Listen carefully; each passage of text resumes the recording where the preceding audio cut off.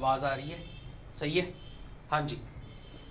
तो अब हम शुरू करते हैं discussion of T1 and T2 of the sequence and series. ठीक है, so there is my first question, if A B C are in A P, ठीक है, then A upon B C comma 1 upon C 1 upon B are in, वो पूछ रहा है A P में होगी, जी पी में होगी, एच पी में हो रहे, तो क्या होगा देखो ध्यान से। अगर वो बोल रहा है ए बी सी मेरा ए पी में है, गिवन है, तो इसका मतलब क्या होता है 2b is equals to A plus C होगा, 2b is equals to A plus C होगा। और मेरे पास गिवन क्या है, और मेरे पास पूछ रहा है ए अपॉन बी सी 1 upon C comma 1 upon B, ये ए पी में है, जी पी में है या फिर एच पी में है। तो इसको ए पी में होने के लिए क्या चाहिए, 2 times of C is equals to 1 by B plus A upon B C. अगर ये मेरे पास इक्वल आ जाए, ठीक है, और गिवन मेरे पास ये है, अगर ये मेरे पास इक्वल आ जाए तो मतलब क्या, मेरा ये वाली टर्म्स ए पी में होंगी। ठीक है, तो अब ये यहाँ पे देखो, तो 1 बाय बी कॉमन आ गया, और यहाँ पे क्या बचा 1 प्लस ए बाय सी, तो सी यहाँ पे क्या आ जाएगा, एलसीएम लोगे तो C plus A upon B सी, और इधर है मेरे पास 2 अपॉन सी, तो सी से कट गया, तो 2b is equals to A plus C. अब वो क्या कहता है कि इसको AP में आने के लिए मेरे को ये कंडीशन चाहिए कि 2b is equals to A plus C होना चाहिए। तो मेरे पास ये तो गिवन है कि 2b is equals to A plus C है, तो इसका मतलब क्या हो गया, मेरे पास ये टर्म AP में हो गया। ठीक है, ऐसी अगर AP ना आता तो फिर हम GP के लिए चेक कर लेते, GP ना आता तो हम HP के लिए चेक कर लेते। गिवन कंडीशन ये है, अगर ये मेरे पास AP में है तो मैंने इसको ये पे लिखा, और ये अगर मेरे पास सही कंडीशन आ रही है, अगर यहाँ पे कुछ और आता कि ये चाहिए मेरे को और वो गिवन नहीं है, तो फिर मैं AP में नहीं बोल सकता, फिर मैं GP के लिए चेक करता, फिर मैं HP के लिए चेक करता। जिसके लिए ये कंडीशन मेरे पास आती कि ये कंडीशन होगी तो ये GP होगी, ये कंडीशन होगी तो ये HP होगी, तो वो वाली इक्वेशन हो जाएगी मेरे पास, ये AP हो जाएगी या फिर GP हो जाएगी या फिर HP हो जाएगी।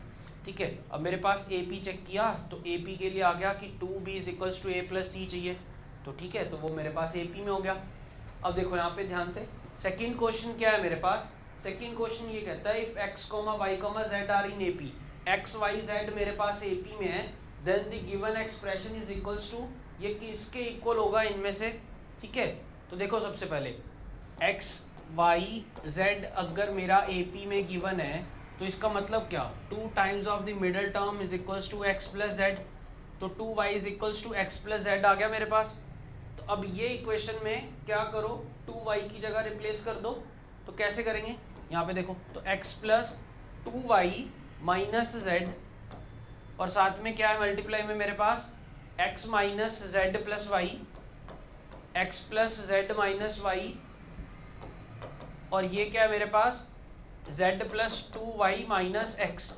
ठीक है, अब यहाँ पे देखो क्या, 2y मेरे पास क्या है x प्लस z, तो यहाँ पे x plus z minus z लिखूंगा, और यहाँ पे x प्लस z की वैल्यू 2y पुट कर दो, तो 2y माइनस y, और यहाँ पे 2y की value x plus z put कर दो, तो z plus x plus z minus x, तो x से x कट गया, यहाँ पे z से z कट गया, तो यहाँ पे आया 2x, और यहाँ पे आया मेरे पास y, और यहाँ पे मेरे पास आया 2z, तो इनको मल्टीप्लाई करूंगा तो 2 इंटू 2 4xyz आ गया मेरे पास।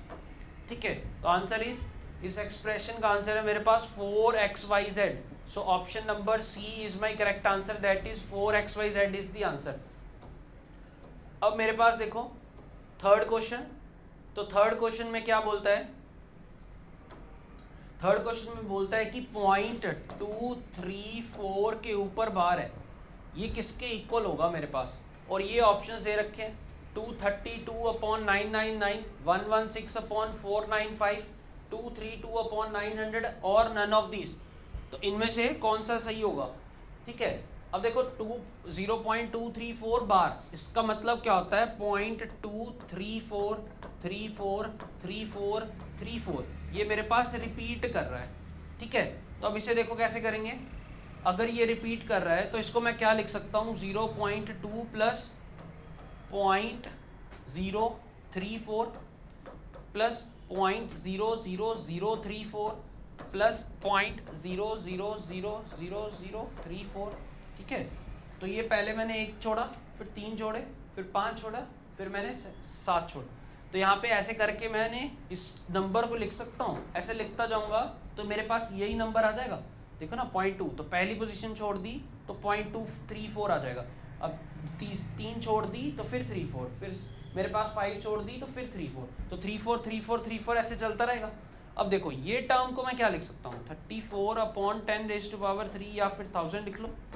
और ये मेरे पास क्या आएगा, 34/10⁵ और 34/10⁻7। ये मेरे पास क्या बन गई, ये मेरे पास जीपी बन गई, प्लस 0.2, ये तो है मेरे पास 2/10 लिख लो। अब ये वाली टर्म यहाँ से यहाँ तक मेरे पास जीपी बन रही है। अगर मैं इससे भी 34/10⁻³ कॉमन ले लेता हूँ तो क्या बनेगा, 1 + 10⁻² plus 1/10⁻4 plus 1 dash dash dash up to as it is 10⁻6 10⁻8 बचेगा। ये मेरे पास जीपी है। और इनफाइनाइट जीपी का सम किसके इक्वल होता है, a/1 - r। a मेरा फर्स्ट टर्म, r मेरा कॉमन रेशो। तो मेरे पास क्या आएगा, 2/10 प्लस 2/10 प्लस 34/1000 इंटू a मतलब क्या, मेरी फर्स्ट टर्म, तो फर्स्ट टर्म तो 1 है, और r मेरे पास क्या है 1/100, ठीक है। तो मेरे पास क्या आएगा, a/1 - r, तो r मेरा 1/100, ठीक है। तो ये मेरे पास क्या बन गया, 100 - 1 तो 99/100, तो 100/99 हो गया। और ये बचा मेरे पास 34/1000, तो 100 से ये कट गया, तो मेरे पास क्या बचा 34/990, तो 2/10 प्लस 34/990, ठीक है। तो अब इसको अगर मैं एलसीएम लूँ तो 990 और 99 को 2 से मल्टीप्लाई करूँ तो 198 प्लस 34 डिवाइडेड बाय 990, तो ये मेरे पास क्या आ जाएगा, 2 और 1 3 और 1, मेरे पास 232 डिवाइडेड बाय 990, तो 2 कॉमन गया तो 116, और ये मेरे पास आया 495। तो आंसर इज 116/495, ठीक है। यहाँ पे देखो क्या किया हमने, 0.234 के ऊपर बार था, तो मतलब 3434 रिपीट कर रहा है, इनफाइनाइट टाइम तक चल रहा है। तो इसको हमने ऐसे लिख लिया डेसिमल में। अब डेसिमल में लिख लिया तो यहाँ पे जब हमने इसको ऐसे करके लिखा फ्रैक्शन में, तो यहाँ पे मेरे पास जीपी बन रही है। तो इनफाइनाइट जीपी का सम मेरे को पता होता है, जब मेरे पास r का मॉड इज लेस देन 1 होता है। तो r का मॉड इज लेस देन 1 है, यहाँ पे क्या 1/100 है ना, ये तो 1 से छोटा होगा। तो यहाँ पे मैंने इनफाइनाइट जीपी बना ली। तो इनफाइनाइट जीपी का फॉर्मूला होता है मेरे पास सम का a/1 - r। तो यहाँ से मैंने a/1 - r करके यहाँ पे सम निकाला, तो मल्टीप्लाई कर दिया, तो कैलकुलेशन करके ये आया मेरे पास 116/495। तो मेरे पास ऑप्शन देखो कौन सा है, 116/495। तो मेरा answer is option number B, that is 116 divided by 495। अब देखो मेरे पास फोर्थ क्वेश्चन। तो फोर्थ क्वेश्चन में क्या बोलते हैं कि x 2x + 2 3x + 3 dash dash dash are in GP. अगर मेरे पास ये जीपी में है, then the fourth term of the sequence. तो फोर्थ टर्म ऑफ सीक्वेंस क्या होगा मेरे पास, देखो तो क्या होगा, अब जीपी में दे रखा है। तो जीपी क्या मतलब क्या होता है कि मेरे पास ये देखो क्या टर्म दी हुई है, x 2x + 2 और 3x + 3 डैश डैश डैश, ऐसे चलता जा रहा है। ये मेरे पास जीपी गिवन है, ठीक है। अब वो मेरे से पूछ रहा है क्या, फोर्थ टर्म पूछ रहा है ना। तो फोर्थ टर्म के लिए क्या, मेरे को फर्स्ट टर्म चाहिए और कॉमन रेशो चाहिए। तो कॉमन रेशो कैसे आएगा, ये देखो मेरे पास 3 यहाँ से कॉमन लिया तो x + 1 आ गया, और डिवाइड करूँगा इसके पिछली वाले टर्म से, तो यहाँ से 2 कॉमन लिया तो 2x + 1 आ गया। तो मेरे पास r आ गया 3/2, ठीक है। r आ गया 3/2। ये मैंने कैसे किया, a3/a2, third term by second term, तो मेरे पास r होगा, उसने गिवन है ना जीपी है। तो मेरे पास r की वैल्यू आ गई 3/2। अब देखो फर्स्ट टर्म निकालनी है। तो फर्स्ट टर्म क्या होगी मेरे पास कि 2x + 1, मतलब a2/a1 भी तो r के इक्वल होगा ना। तो a2/a1 क्या है मेरा, दिस है, और ये मेरे पास r के इक्वल होगा, तो r की वैल्यू 3/2। तो यहाँ से मेरे पास क्या आ गया, यहाँ पे इसको मल्टीप्लाई किया क्रॉस मल्टीप्लाई, तो 4x plus 4 is equals to 3x। तो यहाँ से मेरे पास x की वैल्यू आ गई -4, तो मतलब फर्स्ट टर्म मेरी -4 आ गई और कॉमन रेशियो 3/2 आ गई। अब मेरे पास सीधा सीधा फोर्थ टर्म ऑफ जीपी कैसे लिखते हैं, a into r raise to power 3, मतलब first term into common ratio की पावर 3। तो फर्स्ट टर्म मेरे पास -4 और कॉमन रेशियो 3/2 की पावर 3, तो मेरे पास आंसर क्या आ जाएगा, -4 इंटू 3/2 की पावर 3। तो 3 3 ज़ा 9, 9 3 ज़ा 27, 27/8 इंटू -4, तो मेरे पास ये 2 पे गया, तो मेरे पास क्या आया -27/2, तो मेरे पास आ गया 20 माइनस ऑफ 13.5, तो आंसर इज -13.5। ठीक है, तो यहाँ पे मेरे पास क्या आएगा 27, ऑप्शन इज 27 -27, 13 पॉइंट आएगा 0.75 माइनस ऑफ 13.5, तो my option is option number D, that is -13.5। Clear. अब देखो मेरे पास फिफ्थ क्वेश्चन, तो फिफ्थ क्वेश्चन में क्या है, सीरीज है मेरे पास 1 into 1 factorial plus 2 into 2 factorial plus 3 into 3 factorial up to n into n factorial is equals to, तो ये मेरे पास किसके इक्वल होगा। तो देखो मेरे पास यहाँ पे क्या होगा, सबसे पहले क्या सीरीज दे रखी है 1 इंटू 1 फैक्टोरियल, तो 1 into 1 factorial plus 2 into 2 factorial plus 3 into 3 factorial, ऐसे लिखा हुआ है n into n factorial. Clear. अब यहाँ पे देखो क्या, इसको समेशन की फॉर्म में लिखो, पहले तो r फ्रॉम 1 टू n अगर जा रहा है तो ये क्या लिखा हुआ है r इंटू r फैक्टोरियल। ठीक है, इसको लिख सकता हूँ, r की वैल्यू 1 पुट करूंगा तो 1 इंटू 1 फैक्टोरियल प्लस करूंगा 2 इंटू 2 फैक्टोरियल प्लस करूंगा 3 into 3 factorial up to n तक जाऊंगा। तो यहाँ पे देखो अब मैं क्या करूँ, इस r में अगर मैं +1 और -1 करूँ तो कोई दिक्कत नहीं है मेरे को। ठीक है, +1 भी कर दिया और -1 भी कर दिया, तो अब +1 वाली टर्म को अलग से लिख लो, तो +1 r+1 को अलग से लिख लिया r फैक्टोरियल के साथ, और माइनस ऑफ r फैक्टोरियल अलग से लिख लिया मैंने, और ये सारे के ऊपर समेशन है। तो मेरे पास क्या आ गया, ये वाली टर्म तो बन गई r+1 फैक्टोरियल। ठीक है, r+1 factorial r from 1 to n, और ये मेरे पास क्या बन गई minus summation of r from 1 to n into r factorial. ठीक है, तो ये आ गया मेरे पास अब। ठीक है, तो इसको सॉल्व करो तो क्या आएगा मेरे पास, तो ये मेरे पास आएगा r की वैल्यू 1 रखूंगा तो 2 फैक्टोरियल से सम होना शुरू होगा, 2 फैक्टोरियल 3 फैक्टोरियल अप टू, जब n की वैल्यू पुट करूंगा तो n+1 फैक्टोरियल, और इसमें से सब्ट्रैक्ट करना है क्या, r की वैल्यू 1 रखूंगा तो पहले 1 फैक्टोरियल फिर 2 फैक्टोरियल फिर अप टू n फैक्टोरियल तक सब्ट्रैक्ट कर दो।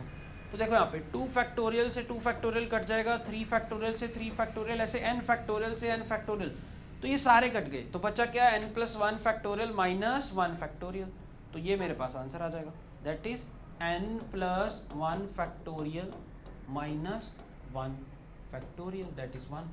तो answer is my option number n+1 factorial -1, तो that is option number B, n+1 factorial -1।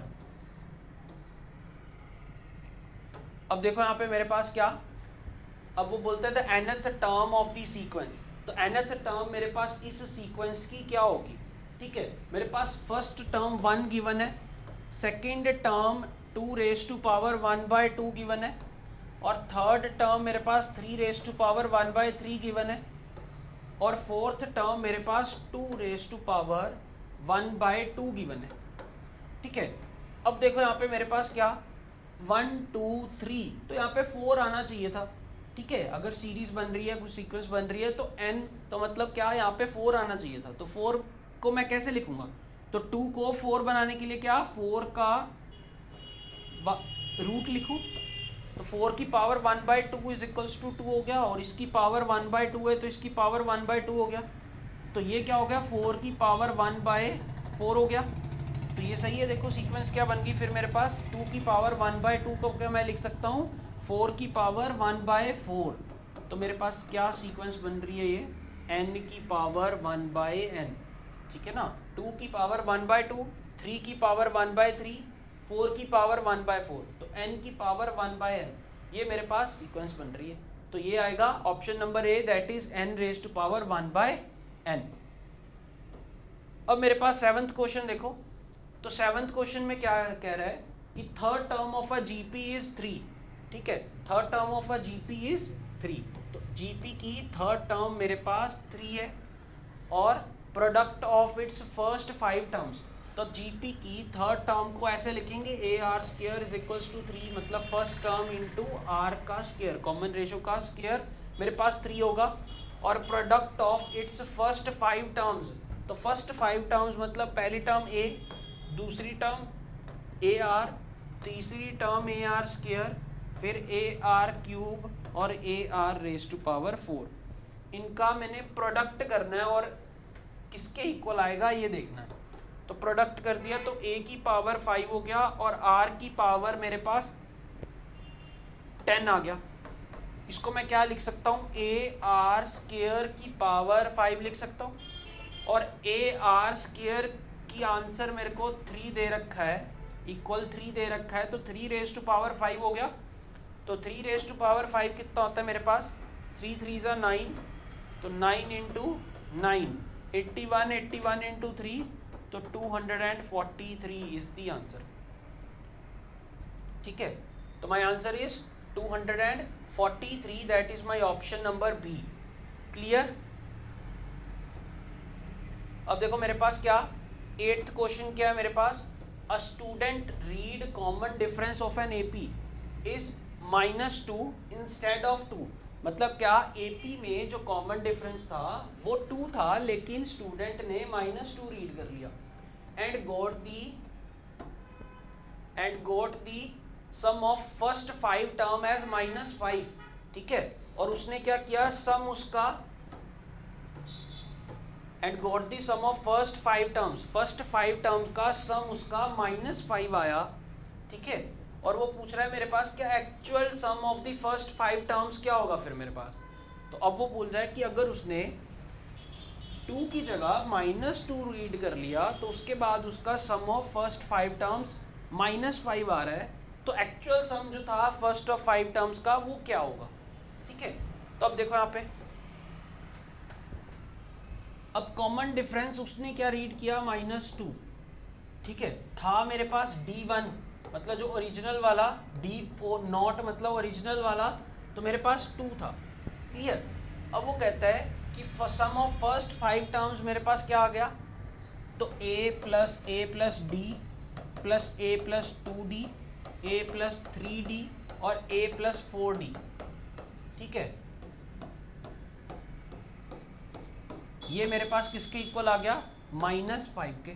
तो यहाँ पे क्या होगा मेरे पास 5a plus 10d is equals to -5 आ गया, तो 5 कॉमन आ गया, तो a प्लस 2d मेरे पास किसके इक्वल आ गया, -5 के, तो 1 आ गया, तो a plus 2d is equals to -1, ठीक है। अब मेरे पास क्या आ गया, a plus 2d is equals to -1। अब अगर मैंने यहाँ पे सम ऑफ फर्स्ट 5 टर्म्स -5 रखा है, ये कब होगा, जब d की वैल्यू मैंने -2 रखी है। तो जब d की वैल्यू -2 रखी है तो a - 4 इज इक्वल्स टू -1, तो a की वैल्यू आ गई मेरे पास 3, मतलब क्या फर्स्ट टर्म मेरे पास 3 होगी, और जब मैंने कॉमन डिफरेंस -2 लिया तो सम ऑफ फर्स्ट 5 टर्म्स मेरे पास क्या आ गया, -5। क्लियर। अब देखो, अब फर्स्ट टर्म आ गई और मेरे पास ओरिजिनल मेरे पास क्या डिफरेंस है, जो डिफरेंस होना चाहिए था 2 होना चाहिए था, ठीक है। तो फर्स्ट टर्म मेरे पास 3 है और डिफरेंस मेरे पास आ गया 2, तो अब सम ऑफ फर्स्ट 5 टर्म्स या फिर सम ऑफ फर्स्ट 5 टर्म्स सीधा ही लिखो, तो n/2 2a plus n-1 into d, तो क्या आ जाएगा 5/2 6 प्लस 8 14 इंटू 5/2, तो 7 5 ज़ा 35, तो answer is 35, that is option number D. मेरे पास सम कितना होना चाहिए था, 35 होना चाहिए था, लेकिन उसने कॉमन डिफरेंस 2 की बजाय मेरे पास -2 रीड कर लिया, इसलिए उसका सम -5 आ रहा था। क्लियर? तो आंसर इसका क्या होगा, sum of first 5 terms that is 35। अब मेरे पास देखो क्वेश्चन नंबर 9। तो क्वेश्चन नंबर 9 क्या बोलता है मेरे पास, if a1 a2 up to an are an arithmetic mean between a and b then summation of I from 1 to n ai। ठीक है, ये क्या लिखा हुआ है कि अगर a1 a2 up to an ये मेरे पास n अरिथमेटिक मीन है बिटवीन a एंड b। ठीक है, अब वो कहते हैं कि summation of ai's I from 1 to n, इन सारे अरिथमेटिक मीन्स का सम करो, उनको 2 से मल्टीप्लाई करो तो क्या आएगा, ये पूछ रहा है वो। तो आंसर ए बी की फॉर्म में दिया हुआ है, ए बी और एन की टर्म्स में। ठीक है, अब मेरे पास क्या, हमने ये एक रिजल्ट पढ़ा था, क्या रिजल्ट पढ़ा था कि सम ऑफ मेरे पास arithmetic means, sum of terms भी छोड़ो, अरिथमेटिक मीन सारे के सारे इक्वल होते हैं। मतलब क्या, जितनी टर्म्स का मैं सिमेट्रिकल टर्म्स का जो मतलब फर्स्ट टर्म अगर मैंने शुरू से ली है और फर्स्ट टर्म ही मैंने लास्ट से ली है, ठीक है, तो मतलब क्या सिमेट्रिकल टर्म्स या फिर equidistant terms from the beginning and from the last, उनका अरिथमेटिक मीन लूंगा तो वो इक्वल आएगा, और किसके इक्वल आएगा, मिडल टर्म के इक्वल आएगा, ये हमने किया था। ठीक है, मिडल टर्म के इक्वल आएगा अगर मेरे पास नंबर ऑफ टर्म्स ऑड होंगी, अगर नंबर ऑफ टर्म्स इवन होंगी तो 2 मिडल टर्म्स आएंगी, उनके अरिथमेटिक मीन के इक्वल होगा। ये रिजल्ट था हमारे पास। अब देखो सारे के सारे अरिथमेटिक मीन्स इक्वल होते हैं, तो अगर मैं इन टर्म्स का लूँ तो मेरे पास ये सिमेट्रिकल टर्म्स है, मतलब क्या इक्विडिस्टेंट टर्म है। अगर ये सेकंड टर्म है फ्रॉम द बिगिनिंग तो second term from the last, third term from the beginning तो third term from the last, इनका सम करूंगा तो मेरे पास क्या, इनका अरिथमेटिक मीन ले लो, तो a1 plus a2 plus a3 up to an upon n, इनका अरिथमेटिक मीन लिया तो ये किसके इक्वल आएगा मेरे पास, sum of first term and the last term, इसका अरिथमेटिक मीन ले लूं अगर मैं, तो सारे अरिथमेटिक मीन इक्वल होते हैं, तो फर्स्ट टर्म और लास्ट टर्म लूं, इनका अरिथमेटिक मीन लूं, वो भी तो इक्वल आएगा। तो यहाँ से मेरे पास समेशन ऑफ ए आईज क्या आ जाएगा, आई फ्रॉम 1 to n, तो ये आ जाएगा मेरे पास n times of a plus b by 2। ठीक है, अब उसने बोला कि इस पूरे को मेरे को 2 से मल्टीप्लाई करना है, तो 2 से मल्टीप्लाई कर दो, तो आंसर क्या आ गया, n of a plus b, n times a plus b हमारा आंसर आ गया। तो n times a plus b क्या हो गया मेरे पास, सेकंड ऑप्शन हो गया। क्लियर? अब मेरे पास देखो 10th क्वेश्चन, तो 10th क्वेश्चन क्या बोल रहा है, the sum of all the 2 digit odd numbers is, ठीक है, sum of all the 2 digit odd numbers, कितने भी 2 डिजिट के नंबर हैं उन सबका सम क्या होगा मेरे पास, ऑड नंबर्स का। ठीक है, तो सम ऑफ 2 डिजिट और ऑड, तो 11 13 15 17 ऐसे करते जाऊंगा, और 2 डिजिट 99 लास्ट डिजिट भी होगा और ऑड भी होगा। वो कह रहे 2 डिजिट नंबर लेने हैं और मेरे पास ऑड नंबर लेने हैं, इनका सम किसके इक्वल होगा। तो हमने क्या पढ़ा था कि sum of first n odd natural numbers किसके इक्वल होता है, n स्क्वायर के। ठीक है, तो मेरे पास क्या, जितने ऑड नंबर्स होंगे, मतलब first n odd natural numbers का सम मेरे पास किसके इक्वल होगा, n स्क्वायर के इक्वल होगा। मतलब 1 plus 3 plus 7 plus 5 plus 9 plus 11 plus ऐसे करते जाऊंगा जब तक पहुंचूंगा जितने टर्म्स है। अगर 20 नेचुरल नंबर्स है मेरे पास ऑड वाले, तो 20 का स्क्वायर हो जाएगा, अगर 30 है तो 30 का स्क्वायर हो जाएगा। अब यहाँ से देखो, अगर मैं 1 से काउंट करूँ तो 1 से लेके मेरे पास 99 तक मेरे पास कितने ऑड नंबर्स हैं, तो 1 से लेके 99 तक मेरे पास 50 ऑड नंबर्स हैं। ठीक है, तो इनका सम क्या होगा मेरे पास, मतलब sum of first n, sum of first 50 odd natural number का सम होगा मेरे पास 50 का स्क्वायर। क्लियर? अब उसमें से लेके मेरे को 2 डिजिट वाले सिलेक्ट करने, तो 2 डिजिट वाले क्या होंगे, एक तो 1 होगा, 3 होगा, 5 होगा और 7 होगा, 9 होगा, इनको छोड़ के बाकी सब आएंगे। तो इनका सम जो होगा वो मैं इनमें से सब्ट्रैक्ट कर दूं, तो तो 9 प्लस 7 16, 16 प्लस 5 21, 21 प्लस 3 24 और 1 25। तो अगर मैं 50 में से 50 के स्क्वायर में से 25 सब्ट्रैक्ट कर दूं तो ये नंबर 11 से शुरू हो जाएंगे। तो 11 से लेके 99 तक का ऑड वाले नंबर्स का सम आ जाएगा मेरे पास। तो 50 का स्क्वायर मेरे पास क्या होता है 2500 माइनस 25, तो ये आ गया मेरे पास 2475। ठीक है, तो 2475 आंसर आ गया मेरे पास। तो 2475 इज द ए ऑप्शन। तो my answer is A option. अब देखो मेरे पास 11th क्वेश्चन। तो 11th क्वेश्चन क्या बोलता है, if the 7th term of a HP is 8 and the 8th term is 7। ठीक है, तो HP है मेरे पास, HP की 7th टर्म। ठीक है, तो H से डिनोट कर लेते हैं H7। 7th टर्म मेरे पास क्या गिवन है 8 और मेरे पास 8th टर्म, तो 8th टर्म मेरे पास 7 गिवन है। देन इट्स 15th टर्म, तो 15th टर्म क्या होगी H15 क्या होगा मेरे पास। क्लियर। अब मेरे पास हम जब भी काम करते हैं तो HP पे काम नहीं करते, हम किस पे काम करते हैं, हम AP पे काम करते हैं। तो AP पे काम करेंगे तो क्या होगा, तो मतलब क्या A7 क्या होगा मेरे पास, मतलब AP की 7th टर्म मेरे पास आ जाएगी 1/8 और AP की 8th टर्म आ जाएगी मेरे पास 1/7। तो हमने रिजल्ट पढ़ा था एक, क्या AP में जब भी Pth टर्म मेरे पास 1/Q होगी और Qth टर्म मेरे पास 1/P होगी तो क्या होगा मेरे पास, तो फर्स्ट टर्म मेरे पास 1/PQ होगी और कॉमन डिफरेंस भी 1/PQ होगा। ये हमने रिजल्ट किया था अच्छे से, कई क्वेश्चंस में भी हमने अप्लाई किया था। ठीक है, तो मेरे पास क्या होगा 1/PQ, तो मतलब क्या, अब P मेरा 8 है और Q मेरा 7 है, तो यहाँ पे फर्स्ट टर्म जो इस AP की आएगी वो आएगी 1/8 इंटू 7 और कॉमन डिफरेंस भी क्या आएगा मेरे पास 1/8 इंटू 7। अब मेरे को HP की 15th टर्म चाहिए, तो मैं क्या करूँगा, AP की 15th टर्म निकाल लूँ, उसका रेसिप्रोकल कर दूंगा तो मेरे पास AP की 15th टर्म आ जाएगी, HP की 15th टर्म आ जाएगी। तो अब AP की 15th टर्म किसके इक्वल होगी मेरे पास, A + 14D के इक्वल होगी और यहाँ पे वैल्यू रखूंगा तो 1/8 इंटू 7 तो कॉमन आ जाएगा, अंदर बचेगा 1 + 14। ठीक है, A और D की सेम वैल्यू है ये वाली, तो 1/8 इंटू 7 तो कॉमन आ गया। तो मेरे पास क्या बचा 15/8 इंटू 7, तो 15/56, ये मेरे पास AP की 15th टर्म आ गई।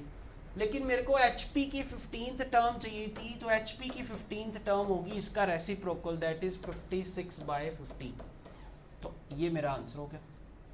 तो मेरे पास 56/15 कौन सी टर्म है मेरे पास, लास्ट टर्म ऑप्शन है मेरे पास, डी ऑप्शन है, दैट इज 56/15। ठीक है, तो जब भी मेरे पास AP की Pth टर्म की वैल्यू 1/Q होगी और Qth टर्म की वैल्यू 1/P होगी, तो मैं फर्स्ट टर्म और कॉमन डिफरेंस मेरे को डायरेक्टली पता होगा क्या होगा, इक्वल होगा और 1/P इंटू Q के इक्वल होगा। क्लियर। तो मैं सीधा सीधा रिजल्ट यूज करूंगा।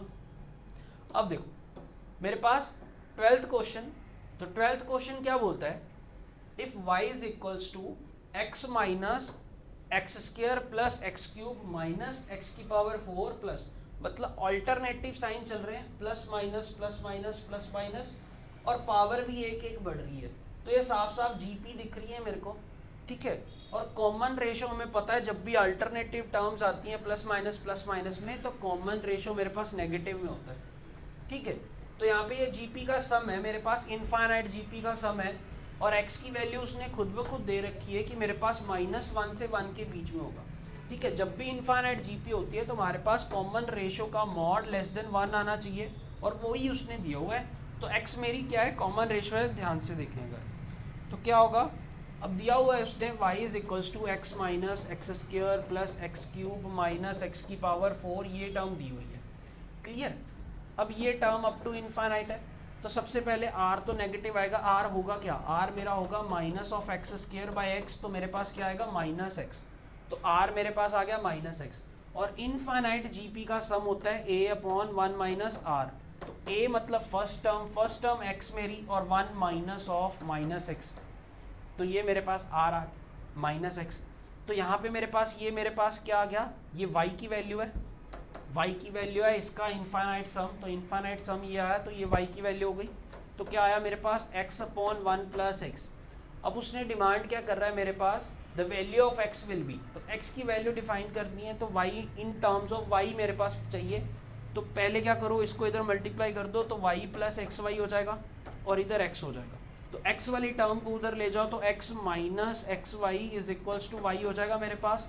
तो यहाँ से x कॉमन ले लोगे तो 1 minus y is equals to y हो गया, ठीक है। तो x की वैल्यू क्या आ गई मेरे पास, y अपॉन 1 माइनस वाई, ये मेरे पास आंसर आ गया।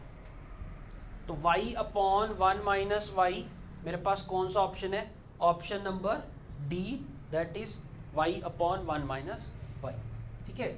y क्या था मेरा, इनफाइनाइट जीपी का सम था, ठीक है। इनफाइनाइट जीपी का सम क्या होता है, a अपॉन 1 माइनस आर, तो y किसके इक्वल होगा, x अपॉन एक्स प्लस 1 के। तो यहाँ से मेरे को x की value in terms of y चाहिए, तो मैं निकाल लूँ। तो क्या आ गई वैल्यू मेरे पास, y अपॉन 1 माइनस वाई। अब देखो मेरे पास 13th क्वेश्चन, तो 13th क्वेश्चन क्या बोलता है मेरे पास, there are non zero numbers A B C are in A P, ठीक है। नॉन जीरो नंबर्स हैं ए बी सी और ए पी में है, इंक्रीजिंग a बाय 1, या तो a को 1 के साथ इंक्रीज कर दो, और इंक्रीजिंग c बाय 2, या फिर c को 2 से इंक्रीज कर दो, then the number become in gp, then b equals to. अब वो क्या कहता है कि अगर मेरे पास a b c a p में गिवन है, a b c अगर मेरे पास a p में गिवन है, ठीक है। अब वो कहता है कि अगर a में मैं 1 ऐड कर दूं तो a प्लस 1 b c ये मेरे पास gp में आ जाएगा, या फिर अगर मैं c में 2 ऐड कर दूं तो ये gp में आ जाएगा। अब वो पूछ रहा है कि b की वैल्यू बताओ मेरे पास इनमें से कौन सी होगी। ऑप्शन इज 10, 12, 14 और 16, ठीक है। तो b की वैल्यू की ऑप्शन दे रहा है 10, 12, 14 और 16। अब देखो मेरे पास यहाँ पे तो ए बी सी मेरे पास ए पी में है, तो यहाँ से पहली कंडीशन आई मेरे पास 2b is equals to A plus C, तो मेरे पास ये इक्वेशन आ गई, तो फर्स्ट नाम दे दूँ इसे। और अगर ये जीपी में है तो मेरे पास B square is equals to A plus 1 into C, ये मेरे पास दूसरी कंडीशन आ गई। और अगर ये जीपी में है तो b square is equals to a into c plus 2, ये मेरे पास थर्ड कंडीशन आ गई। तो यहाँ से मैं क्या करूँगा, ये दोनों बी स्क्वायर है, ये दोनों बी स्क्वायर की वैल्यू है, तो क्या करो ये दोनों इक्वल होंगे, तो इनको इक्वल रख दो। तो a प्लस 1 इंटू सी किसके इक्वल आ जाएगा, a इंटू सी प्लस 2 के इक्वल आ जाएगा मेरे पास। तो यहाँ से A C plus C is equals to A C plus 2a, तो ए सी से ए सी कट गया, तो c की वैल्यू आ गई 2a, तो मेरे पास c की वैल्यू आ गई 2a। अब मेरे पास एक और इक्वेशन गिवन थी कि 2b is equals to a plus C होगा, ठीक है। तो यहाँ पे जब मैं c की वैल्यू रखूंगा तो 2b is equals to 3a हो जाएगा, और b की वैल्यू आ जाएगी 3a बाय 2। अब देखो तीनों टर्म्स मेरे पास a में आ गई, मतलब b भी मेरे पास a में आ गया, c भी मेरे पास a में आ गया। तो क्या करो यहाँ पे, तो a is to b is to c क्या होगा मेरे पास, तो a तो a रहेगा, b मेरे पास 3a बाय 2 आ रहा है, और c मेरे पास 2a आ रहा है। तो क्या हो गई मेरे पास a is to b is to c की फ्रैक्शन, तो 4 is to 3 is to 2 is to 3 is to 4, ठीक है। तो एलसीएम लूंगा तो 2 ऊपर चला जाएगा, तो 2 इज टू 3 इज टू 4, ये हो जाएगा मेरे पास। तो क्या होगा, मतलब क्या, a अगर मेरे पास 2 लैम्डा होगा तो b is equals to 3 lambda होगा, तो c is equals to 4 lambda होगा। इसका मतलब यही हुआ ना। तो मतलब क्या, जो मेरा b होगा वो 3 का मल्टीपल होगा, 3 का मल्टीपल होगा। तो ऑप्शन में क्या, 10 3 का मल्टीपल है, नहीं। 12 3 का मल्टीपल है, यस। 14 भी 3 का मल्टीपल नहीं है, और 16 भी 3 का मल्टीपल नहीं है। तो answer is my B option, that is 12। नहीं तो क्या करो, 3 इक्वेशन मेरे पास ए बी सी में गिवन है, तो कैंसिल आउट करके यहाँ से b की वैल्यू भी आ जाएगी। 3 वेरिएबल है a b c, और तीनों ही मेरे पास क्या है, ठीक है, इक्वेशन गिवन है और 3 ही वेरिएबल है, ठीक है। अगर कैलकुलेशन से बचना है तो ऐसे सोचना पड़ेगा, ठीक है। तो b की वैल्यू आ जाएगी मेरे पास 12। अब देखो मेरे पास 14th में क्या गिवन है, if each term of GP is positive, GP की हर टर्म पॉजिटिव है and each term is the sum of its two succeeding terms, ठीक है। वो कह रहे हैं कि मेरे पास सारी की सारी टर्म्स पॉजिटिव है और जो पिछली वाली टर्म है वो अगली 2 टर्म का सम है मेरे पास, ठीक है। Then the common difference is, then the common ratio of the GP, तो कॉमन रेशियो ऑफ जीपी क्या होगा मेरे पास, तो ऑप्शंस में क्या गिवन है मेरे पास, √5 - 1, √5 - 1/2, √5 + 1/2, √5 + 1/2 और साथ में नेगेटिव साइन है, और फिर मेरे पास है 1 - √5/2, ठीक है। अब उसने गिवन क्या है मेरे पास, एक तो कि मेरे पास सारी की सारी जो टर्म्स हैं ए बी सी या जो भी, ये तो एक तो पॉजिटिव है, ठीक है, और ऊपर से मेरे पास जो पिछली वाली टर्म है वो अगली वाली 2 टर्म्स का सम है। तो मतलब क्या, सीक्वेंस जो है मेरी जीपी वो डिक्रीजिंग है, ठीक है ना। पॉजिटिव टर्म का जो सब करूंगा तो मेरे पास ये वाली टर्म अगर 2 है तो अगली वाली टर्म मेरी है जो वो इन दोनों का सम करूंगा तो ये बनेगी। तो अब ये मेरे पास क्या, दोनों की दोनों पॉजिटिव टर्म है, ठीक है। तो अब इन दोनों को ऐड करूंगा तो मेरे पास तभी आएगा, जीपी है तो इनका रेशो लूंगा तो मेरे पास क्या आएगा, तभी आएगा। अब देखो ऐसा कभी हो सकता है क्या कि ये दोनों टर्म मेरे पास क्या हो, बड़ी हो जाए और उसके बाद मेरे पास 2 आ जाए, ठीक है। अब वो बोल रहा है सम ना, उसने बोला कि जो मेरे पास अगली वाली 2 टर्म का सम है वो ये टर्म है, तो मतलब क्या अगली वाली 2 टर्म्स मेरे पास इससे तो छोटी होंगी, तो मेरे पास क्या डिक्रीजिंग सीक्वेंस होगी। पहली बात तो ये डिक्रीजिंग सीक्वेंस और जीपी है गिवन है, तो मेरे पास क्या डिक्रीजिंग होगी कि टर्म्स उसकी डिक्रीज करती जा रही, तो इसका मतलब क्या, ठीक है, एक तो डिक्रीजिंग सीक्वेंस हो गई और ऊपर से ये मेरे पास क्या इनफाइनाइट तक चलता जाएगा, उसने नहीं बोला एन तक रुकना है, तो ये तो मेरे पास इनफाइनाइट तक चलता जाएगा, ठीक है। तो इनफाइनाइट में जब भी मेरे पास क्या होता है तो r का मॉड <1 होना चाहिए, कॉमन रेशियो का मॉड मेरे पास <1 होना चाहिए पहले तो पहले तो ऑप्शन में देखो r का मॉड इज <1 किस ऑप्शन में, तो √5 - 1 तो मतलब क्या 2 पॉइंट समथिंग -1 तो 1 पॉइंट समथिंग अपॉन 2, तो ये तो 2 से छोटा 1 से छोटा आएगा। लेकिन ये टर्म √5 मतलब 2 पॉइंट समथिंग प्लस 1 तो 3 पॉइंट समथिंग, 3 पॉइंट समथिंग को 2 से डिवाइड करोगे तो 1.5 समथिंग आएगा, 1.5 समथिंग मतलब उससे भी बड़ा आएगा। तो मेरे पास क्या होगा, r का मॉड <1 नहीं रहा, तो ये ऑप्शन तो नहीं हो सकता।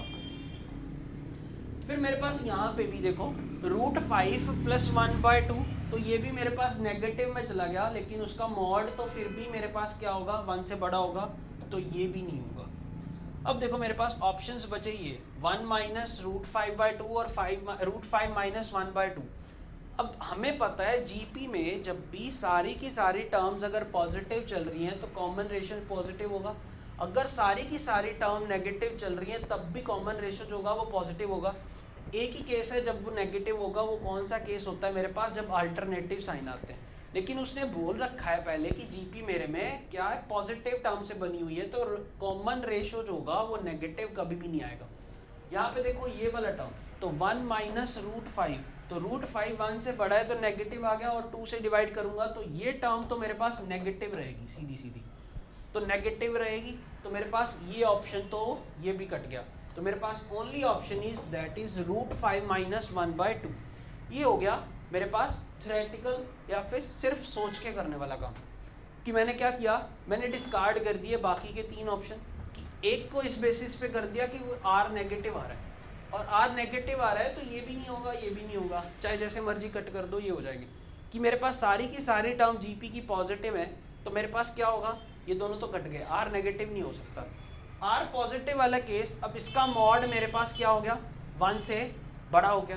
तो अब ऐसे ही अगर सीक्वेंस चलती जाएगी तो ये तो इन्फिनिटी को अप्रोच कर जाएगी, और इन्फिनिटी को अप्रोच करने का मतलब भी क्या, ऐसी टर्म मेरे पास चलती जाएगी तो आर तो वैसे ही सीक्वेंस क्या है मेरी, डिक्रीजिंग सीक्वेंस है।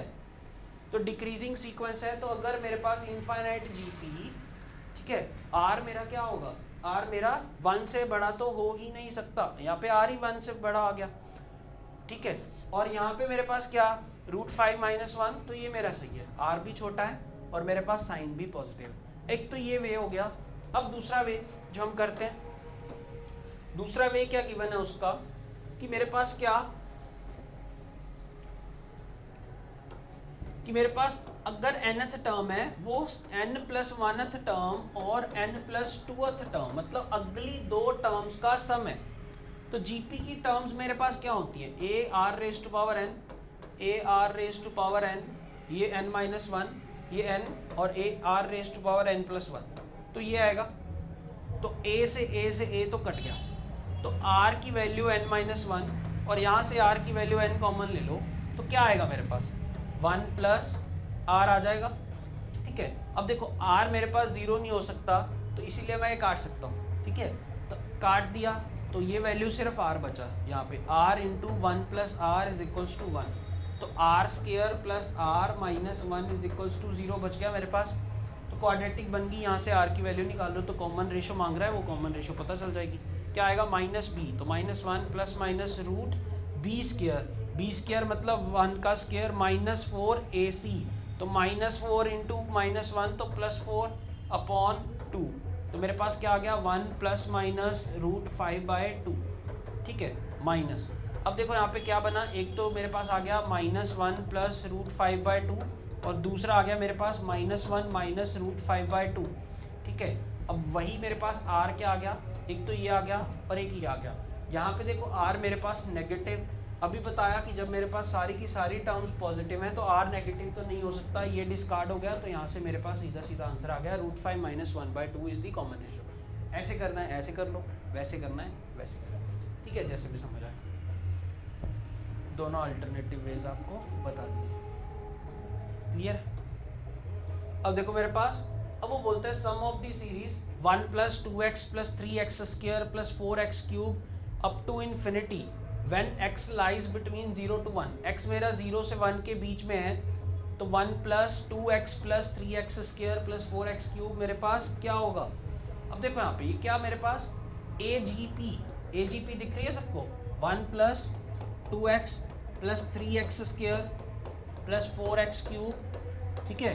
देखो यहाँ पे मेरे पास, और x मेरे पास क्या दे रखा है, x 0 से 1 के बीच में दे रखा है, तो x का मॉड इज लेस देन 1 दे रखा है। और ये मेरे पास देखो 1 × 1 लिखा हुआ है, तो 1 के बाद x² x³ ये GP है, और ये मेरे पास 1 2 3 4 अप टू क्या है AP, तो AP × GP दे रखी है मेरे को, ठीक है। तो AP × GP दे रखी है, तो इसे हम क्या बोलते हैं AGP, मतलब क्या AP की फर्स्ट टर्म GP की फर्स्ट टर्म से मल्टीप्लाई है, सेकेंड टर्म सेकेंड से है, थर्ड टर्म थर्ड से है, तो मेरे पास क्या कॉरस्पॉन्डिंग टर्म्स ऑफ AP जब कॉरस्पॉन्डिंग टर्म ऑफ GP से मल्टीप्लाई करके सीक्वेंस देती है, हम उसे बोलते हैं AGP, ठीक है।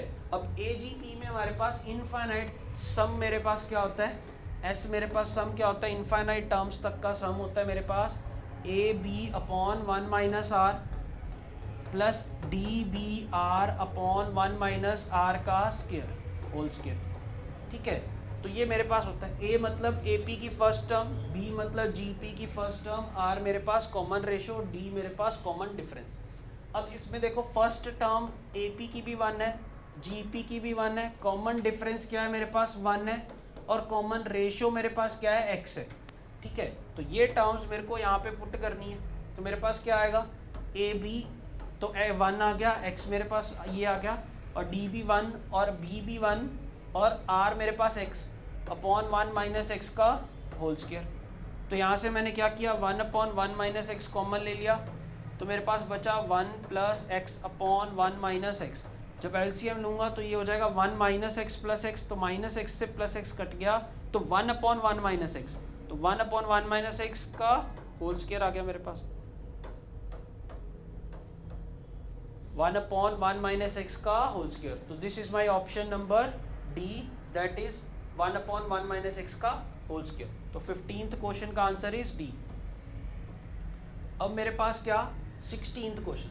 तो 16th क्वेश्चन में क्या बोलता है, the second term of A P is x plus one x minus y, second term of A P is x minus y and fifth term is x plus y. ठीक है, अब वो बोलता है सेकेंड टर्म a2 मेरे पास क्या है x माइनस वाई, और मेरे पास फिफ्थ टर्म a5 ये मेरे पास क्या है x प्लस वाई। ठीक है, then its first term is, तो इसकी फर्स्ट टर्म क्या होगी मेरे पास। ठीक है, अब देखो यहाँ पे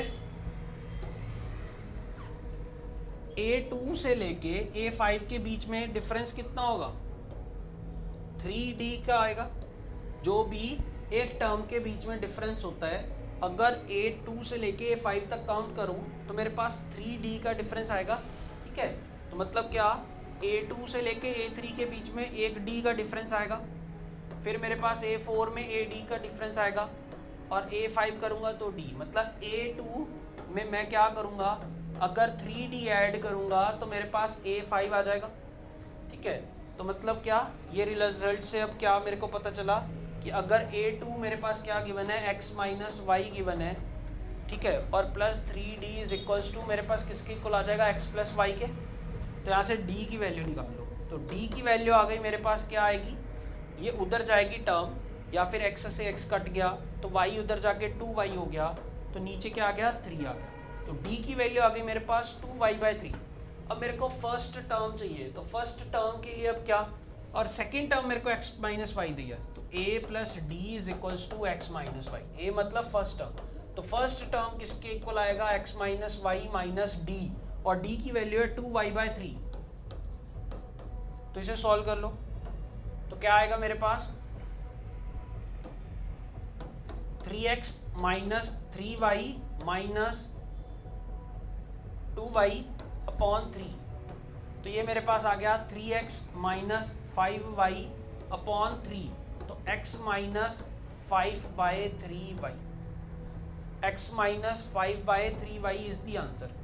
ठीक है, तो ये मेरे पास कौन सा ऑप्शन हो गया, मेरे पास option number D, that is x minus 5/3y। अब मेरे पास 17th क्वेश्चन, 17th क्वेश्चन क्या कहता है, if the arithmetic and the geometric mean of the two distinct positive integers, the arithmetic and the geometric mean of the two distinct positive numbers are a and g respectively। ठीक है, दो positive number है मेरे पास, late कर लो a और b है, वो कहता है इनके बीच में इनका अरिथमेटिक मीन a है और ज्योमेट्रिक मीन g है, then their harmonic mean is, तो हार्मोनिक मीन क्या होगा मेरे पास। ठीक है, तो हमें एक रिलेशन पता है, क्या पता, कि ज्योमेट्रिक मीन का स्क्वायर मेरे पास किसके इक्वल होता है, arithmetic mean into harmonic mean के इक्वल होता है, g का square is equals to a into h। ठीक है, अब वहां से हार्मोनिक मीन किसके इक्वल आएगा मेरे पास, g स्क्वायर बाय a। तो हार्मोनिक मीन मेरे पास हो गया g स्क्वायर बाय a, तो answer is C option, that is g square by a।